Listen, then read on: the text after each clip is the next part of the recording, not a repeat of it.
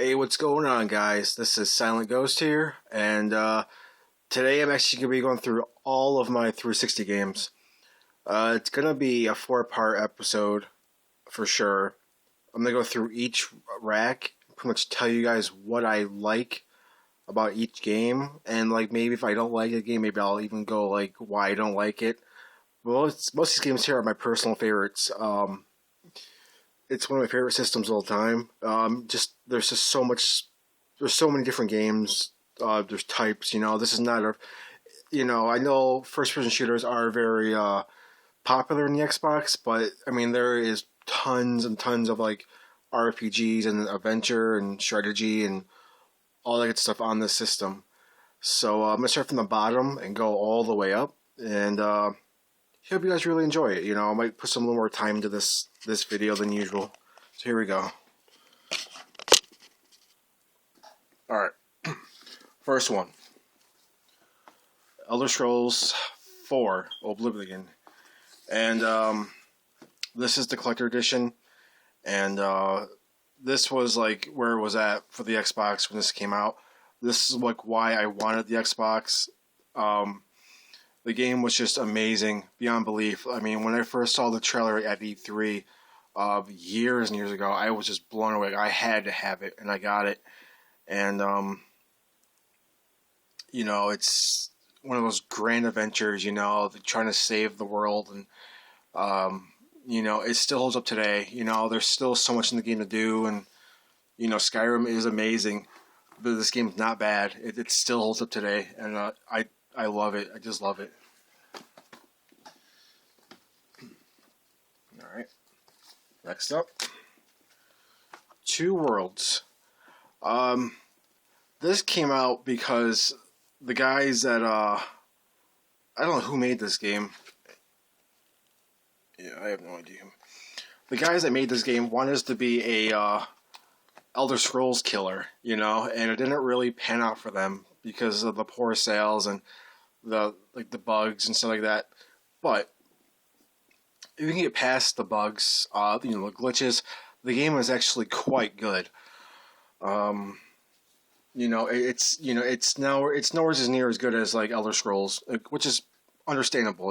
This is not.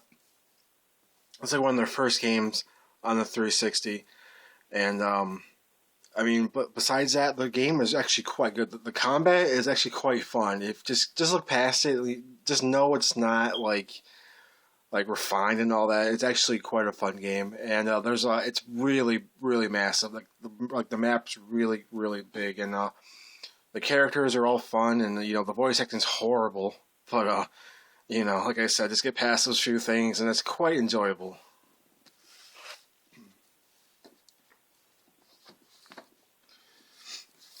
Excuse me. Next up is Mass Effect 3. And, it lives up to the hype. I personally, I love the game. I actually played this. I had it since the day it came out. I bought this from a website. This was one of the last copies to find this collector edition. I had to have it. And I found it for $80. And when I first got it, I played it for 20 minutes, and I got sidetracked, and I just left it alone. This game, I went back to it when they actually released the new ending, which I had no idea about, and the ending was not that bad. It was quite good, actually. I got the one where Shepard pretty much went I can't do this, I can't choose, and I guess the thing just killed everybody and stuff, or something like that. I can't remember what it was. But the game itself was so just refined, everything was good. They brought back a lot of stuff from the first game, which is really cool. And it's a great game. Don't think the game is bad because of the ending, because they fixed it. It's surprising they actually fixed the ending, which is crazy. All right. Next up is Mass Effect 2. This is my favorite in the series. This had the best story, the best set of characters, best characters. I mean, they were really in depth with the characters. They really made you feel like you really wanted to save them at the end. Amazing game. it's the music was solid. The game was about 40 hours, well, 30, 40 hours. You did all the loyalty missions and all that, but the game was a masterpiece in my eye. One of my favorite games of all time. The suicide mission alone was just done so good. So that's that.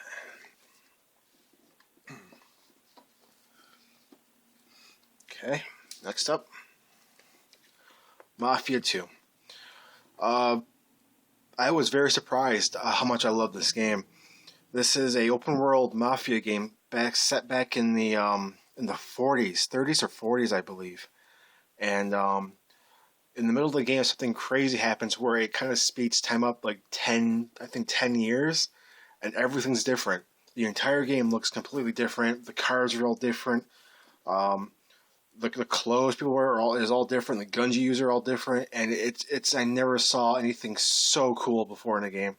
They actually went ahead of time 10 years, and we did everything. The streets, the lights, everything was different. Um, the gun combat was amazing. The story was fantastic. A mafia game, if it has a bad story, then you don't want to play it. This game was truly something else. Highly recommended. It's dirt cheap now, too. You guys can definitely pick this up somewhere really good, really good.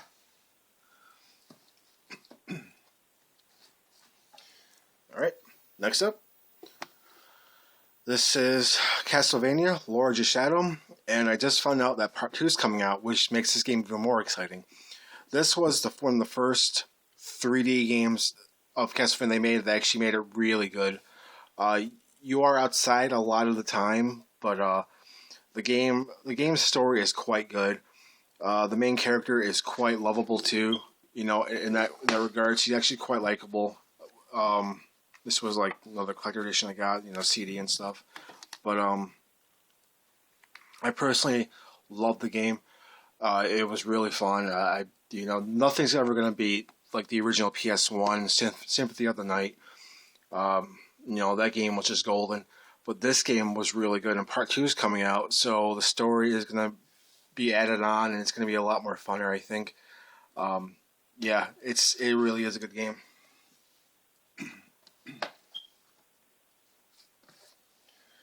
Next up is Dragon Age Origins, and this is a fantastic game.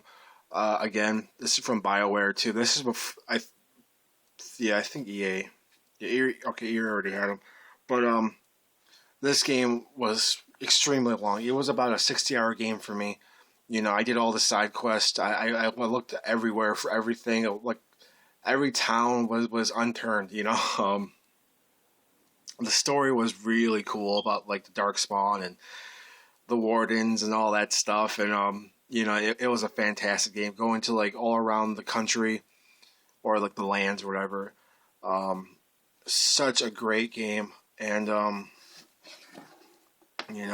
can't say nothing bad about it really. Like, I guess you could say the graphics were okay, but graphics, I don't care about graphics. And you're gonna tell in later videos some of the games I have, the graphics are but I don't care. I love games like this, and the game was just so good. The story was excellent too.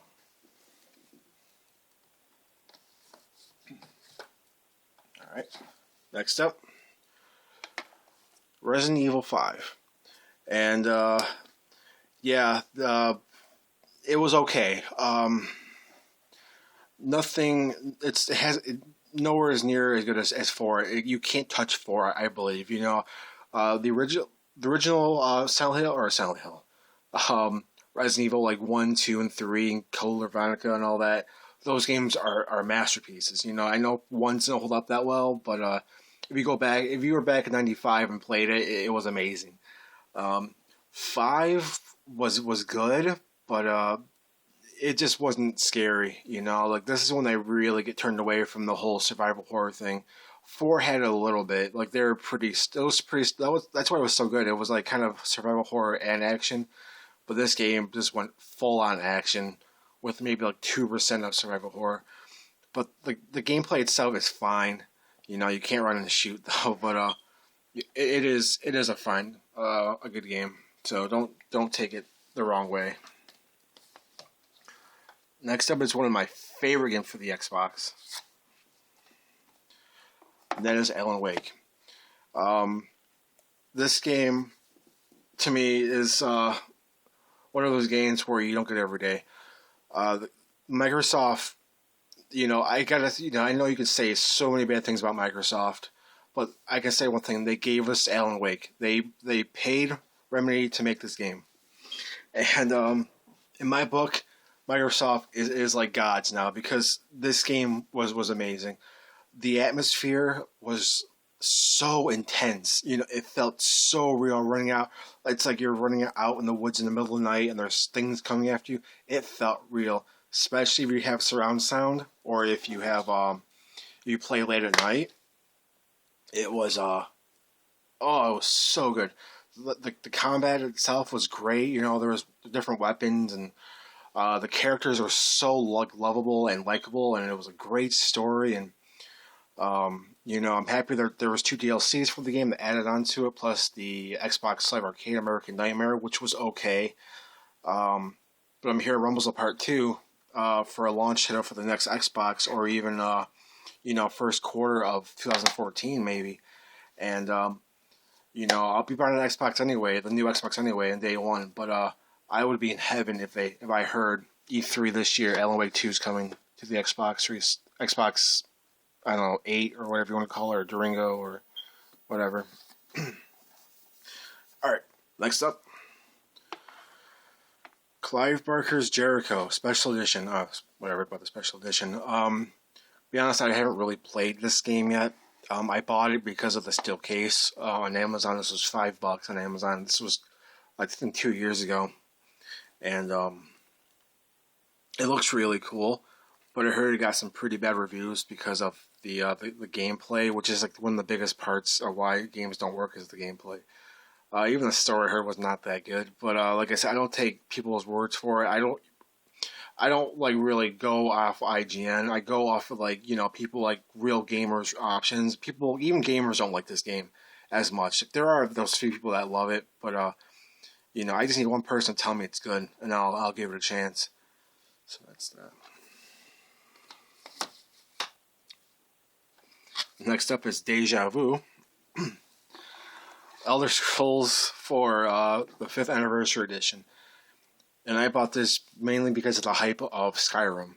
To be honest with you, I bought it for that, and I bought it for the steel case. It just wastes money. But the game deserves it. I love steel cases, and this came with all the DLC, and it came with a map and making a video, which came with the regular collector edition, but it was $30, and this was around the time nothing was coming out. So what the hell? Who cares?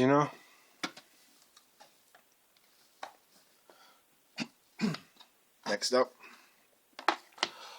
Lord of the Rings: War in the North, and I played about an hour of it, and it was actually surprisingly really good. This is one of those games that's kind of got overlooked by something else that came out at the time. And, this is a hack and slash RPG, leveling up, all that good stuff. And the game is quite good. It's very addicting. And, people gave this game kind of bad reviews for some reason. I don't know why. I really didn't really pay attention. But I thought it's quite good. It might get worse, might get better. I'm not too sure. But I guess we'll see what happens, in the end.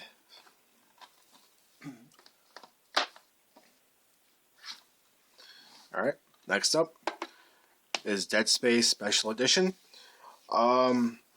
This was a very surprising, fun game for me. I had a blast with co-op on Xbox Live. Even with strangers, it was quite fun driving around with 4 people in the car and running over zombies and stuff. I thought it was a blast.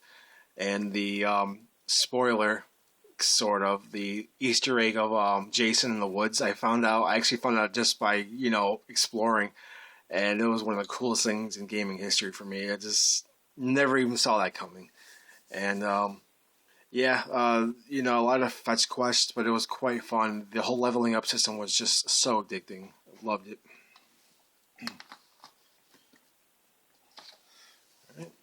Next up is Fable 3. And, yeah, sadly, guys, this is the weakest of all of them. I haven't played Journey yet, but I heard that one is the worst. But out of the trilogy, yeah, sadly, this is the worst one. The story itself sounded very interesting, which maybe the last half of the game is quite fun being king and trying to figure out what you want to do with the people you promise things.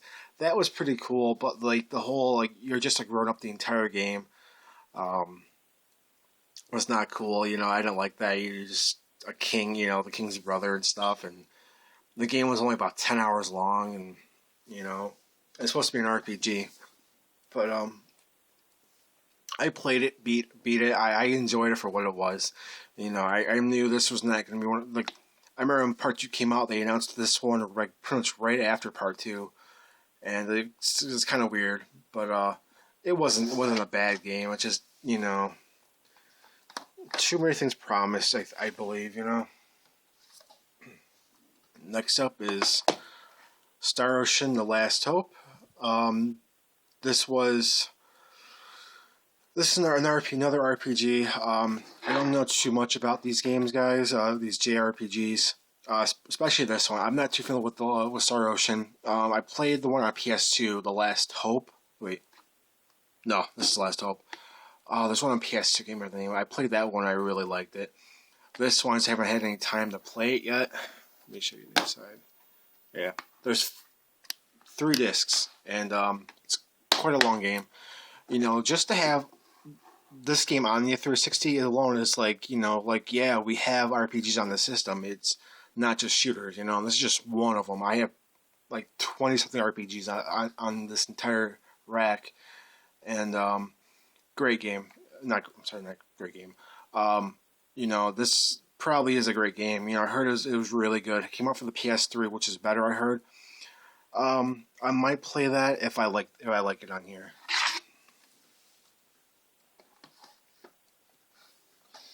Okay, next up, guys, is The Witcher 2, Assassination of Kings Extended Edition. This was when I was really excited for this game, and it turned out great. Surprisingly, the Xbox had a lot more graphical power than I thought it did. It was quite good. The story is very mature. It's kind of hard to get into a little bit. They should have released the first game as DLC or a season pass like they did with Wonderland. I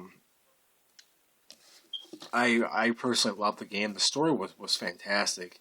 It's just so hard to get into, but the combat was very addicting, and just there's a lot of small little side quests that actually really meant something, and the story was it was good.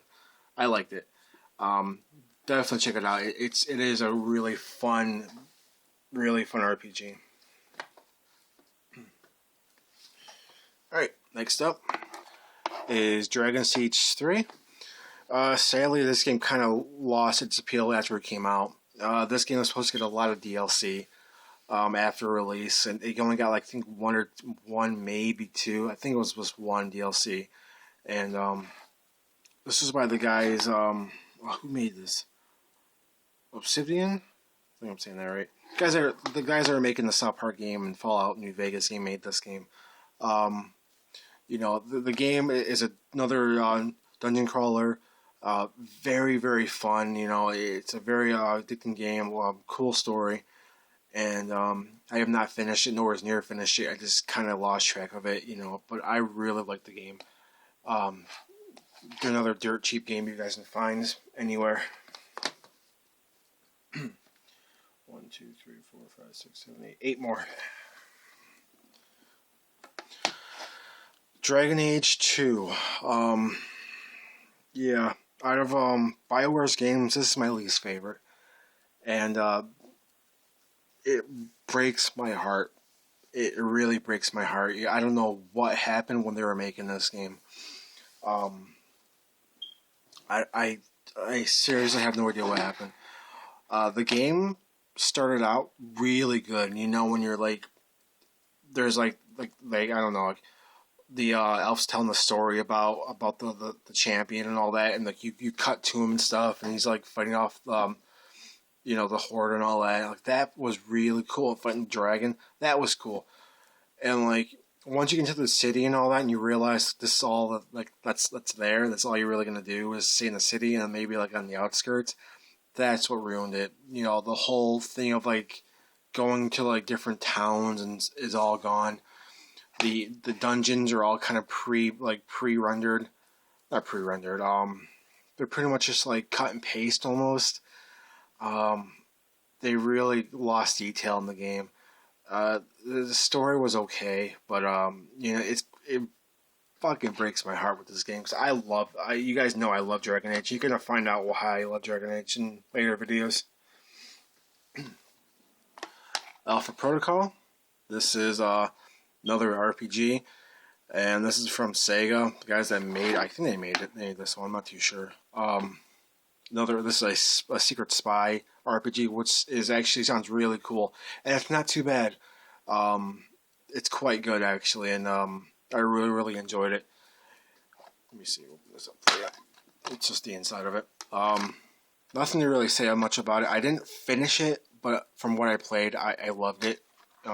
Really fun choices, and great story too. I really enjoyed the story.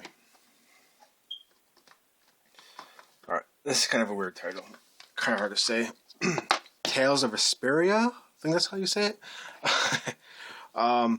This is from Bandai Namco Games, and this game is actually the graphics are just so beautiful. Cel shaded graphics. The story is fun. The characters are really fun to get into. What an amazing game. It's very long. It's a good 60-70 hour game. Yeah, nothing. Excuse me, nothing really to say about it. But it is a great game, and don't overlook it.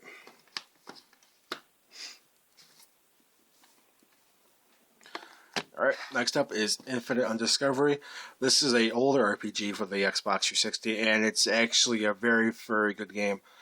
The battle system is almost like Final Fantasy 12, where you kind of run around and you kill monsters and stuff. The story is quite good. You're actually mistaken as to be a hero, and you meet the hero, and it's kind of weird. But the story is quite good. I actually really enjoyed it, and this is another 3-disc game, so it's a very long game. I played up to the 3rd disc. I lost my save file somehow, and it's been so hard to go back and replay it from all the new games coming out. But this is a great game. If you guys find it, pick it up. It's like $6 now.